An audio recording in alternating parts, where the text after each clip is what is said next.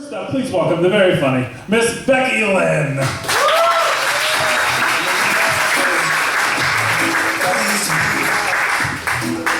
How you guys doing tonight? Yeah, it was a good night? A good weekend? Last time I was here, I forgot what day it was, but I remember that today is Sunday, so I know what's going on. I'm a snoop. I snoop a lot. And anybody's home. I don't take things, I just snoop. And here's something that I don't understand about other women that snoop, because I know there's other women that snoop, I'm here speaking on behalf of all of us, is why you feel the need when you're in a men's home to snoop in his medicine cabinet and not check his spice rack. Because like he may have a lithium prescription or Valtrex, whatever, but does he have saffron? That shit's expensive, you know? And I, for one, want to know that I'm fucking up, right?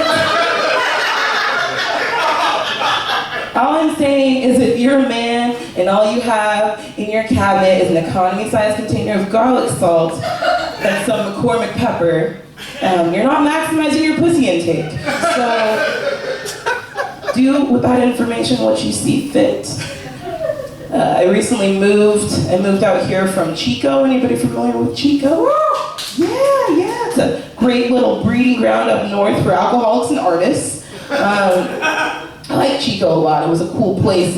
Not the most diverse of places, Chico. If I were to describe the diversity in Chico, it would be a lot like this room, in that there's a lot of different types of white people. Very few people of color. So I used to get really bored. I got really bored for the last few weeks that I lived there. So one of my favorite things to do was on Friday nights, I would dress in all black, stroll downtown, and just stand outside of bars and see how many people would give me their ID. And then I would keep it. And I would sell it to underage college students. And I was trying to stimulate the local economy, and I did good work. I was doing good stuff. And while I was living up there, I banged a lot of white guys. And not because that's like what I was into, there just wasn't a lot of other options, you know? And this is what I never understood, is why they felt the need to tell me that I was the first black girl they'd ever been with. Like I didn't already know that. Oh, sweetheart, that's so cute. But like, I've been trying to teach you rhythm for the last 2.5 minutes now. This is clearly your first rodeo, cowboy. And what am I supposed to say? Oh, it is an honor to be considered for this position. Missionary, again. Ugh, so boring. Spice up your life, get some saffron. I worked a lot of odd jobs while I was living in Chico. I volunteered in a kindergarten classroom for a while, so give it up for kids, right? Fuck them. I don't get the hype. I'm not interested in procreation, which is probably for the best. And I feel like I've been given this like top of the line self-cleaning oven with like no intention of baking shit ever. I was working in this kindergarten classroom, and this little girl, we were talking about birthdays for a specific week, and this little girl, she came up to me and she's like, "Oh, Miss Becky, when's your birthday?" I was like, "Oh, it's October 18th. She's like, "Oh, how old are you?" And I was like, "First of all, Abigail, that's really fucking rude. You're not supposed to ask people that. Who raised you?" I was like, "I'll answer, I'm 27. She's like, "Oh, it's okay. You want to talk about it?" She's like, "My mom, she hates birthdays. She drinks out of this big juice box. I think it's called Francia. Do you want some Francia, Miss Becky? We could talk about your feelings." So now I meet her by the big oak tree every Thursday, and I illegally drink on school grounds. And I tell her about my feelings, and she tells me about the letters she thinks don't belong in the alphabet. And I take solace in the fact that I can tie my shoes by myself, so things are fine for the most part. Working with kids puts a lot of things into perspective, though, like dreams, namely nightmares. You guys remember having nightmares as children? Yeah, what's something you remember having a bad dream about? My sister chasing me. Your sister chasing you?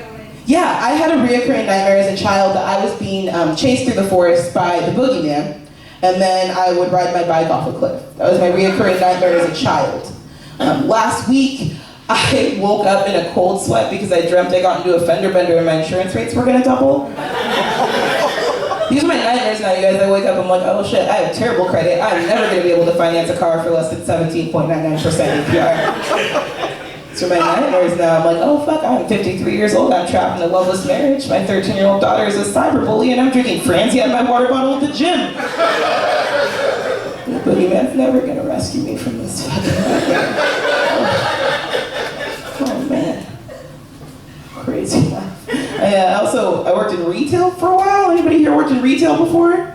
Yeah, also dead inside, cool. I worked for a really small boutique, and we had very devout Christian business owners. So our clientele were very conservative, very devout Christians, which was fine. Like, I was totally okay with that. I remember one day, I'll never forget this day for the rest of my life. I'm in the store by myself, and this beautiful, tall, brunette woman comes in, and she makes a beeline for me, and she's like, hey, I want to talk to you about Jesus.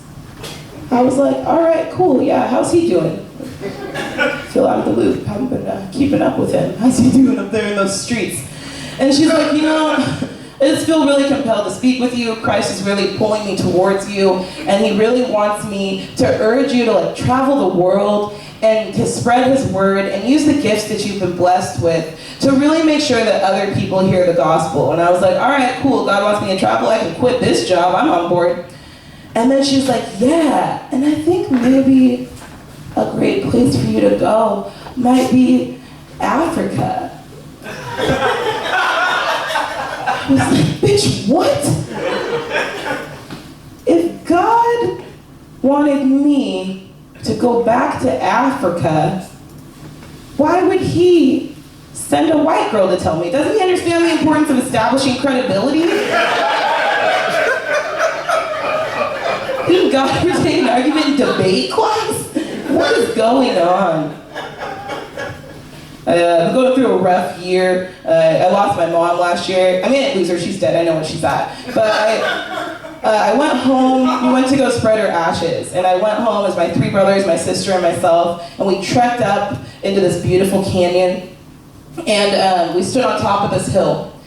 And we took her favorite coffee cup because she loved coffee. And then we opened up her ashes, which surprisingly did not smell like cigarettes. And then one by one, each of my siblings, they did the same thing as they grabbed the cup and they scooped the ashes and they walked to the edge of this mountain and they throw them off. And every time they do it, it's so beautiful. Like the ashes are cascading in the landscape. We're like experiencing closure together as a family. Like it's as lovely as a moment like this could be. And then it was my turn. And I did the same thing that they did, is I grabbed the cup and I scooped the ashes and I walk to the edge and I throw them off. And the wind picks up. And I am naturally a very sweaty person. Like chronically moist, but not in the fun way, right? And so the wind blows my mother's remains back at me, and they stick. And so for the entire walk back down, I was just wiping them off my body. So for one last time, I couldn't get my mom off my back, was what happened. And when you're grieving, when you're going through a difficult time like this, you have to find the silver linings. You gotta find the little things that make life worth living, because it's not. And so far, I'm incredibly grateful for the fact that I can step on so many cracks now. You guys, oh my gosh, I'm living my best life. Things are fantastic. Thank you, Mom. I've been Becky Lynn. Enjoy the rest of the show.